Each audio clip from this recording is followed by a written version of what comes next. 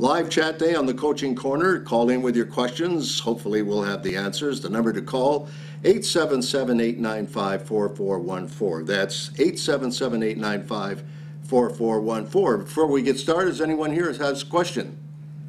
Yes, Ashley.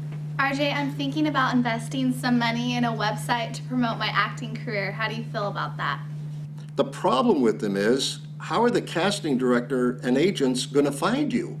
They'd have to be searching all over the place, spending every day of their lives, 7 days a week, trying to find your website. That's the problem with it, guys. You'd have to have position on Google or Yahoo right there at the top of the page if someone was searching for example, actor or actress, and your name would come up first. Otherwise, there's no way for the casting people to find you. They're very nice to show your friends, or you can send postcards out and ask an agent to take a look at your website. Normally they don't. They're more interested in demo reels and your headshot and resume. That's the best. Okay, to the phones we have Tony in Orange County. You have a question. It's regarding online services and submissions electronically. What does a casting director do once the submission is made electronically? Does the casting director usually print out a copy? That's a good question. What actually happens is that when Breakdown releases the information on a project, say CSI Miami, there's a file that's set up for the casting director so that as the agents submit their clients, it goes into a file for that project.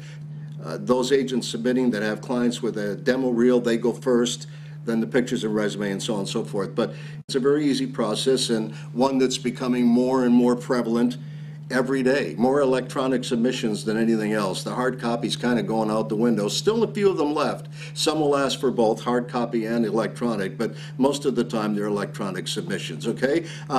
Sarah in Sierra Madre, you have a question. Hi, thanks for taking my call. Sure. I wanted to ask you a question about headshots.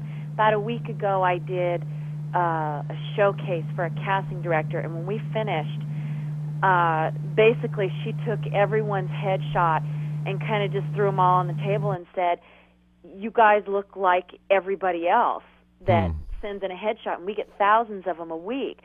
But she didn't really offer us any... Well, the fact is, Sarah, that they all do kind of look alike. I think that actors, when they go to do headshots, they try to be a little bit more glamorous, something a little bit more than what they really are. And the idea is to be yourself. Now, here's a couple of good headshots. Okay, see, John here is just very natural looking into the camera, nothing special. Shaylin here has very natural, not a lot of makeup, but she got a little bit of an attitude going on with that. That's fine. I like David's headshot. There again, very natural, just a shirt, you know, very relaxed, very much himself. He looks like that. That's the idea.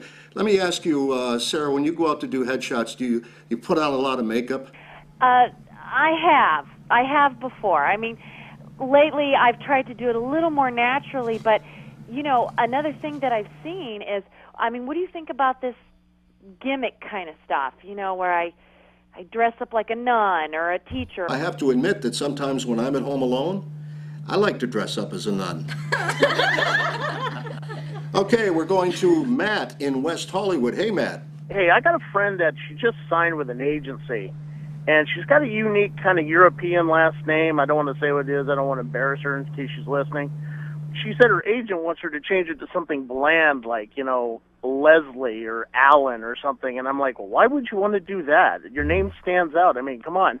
People told Arnold Schwarzenegger he had to change his name, and he didn't. And now all he has to do is change his job. Well, I think that today that most actors use their real names. And there was a time, you know, back in the 40s and 50s, 30s, whatever, had names like Rock Hudson, Troy Donahue, names that were kind of show business and went with the thing. But today people are more and more apt to use their real names. And I think that your girlfriend ought to just stick with her name as long as she can clarify one way or another how to pronounce it once she goes into the casting office. Or maybe she even phonetically writes it out in a cover letter at the bottom of her headshot or whatever, you know, to help the casting director pronounce it.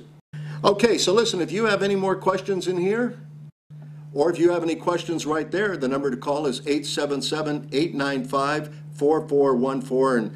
maybe drop us a line, tell us why you'd like to come in on the Coaching Corner, maybe do a scene with us, get some coaching, no charge. Just let us know. Give us a call or visit theactorsworkshop.com. Here in the Coaching Corner, I'm RJ Adams. Thanks for joining us again on our Q&A session. We'll look for you next week. Next time, same place. See you then.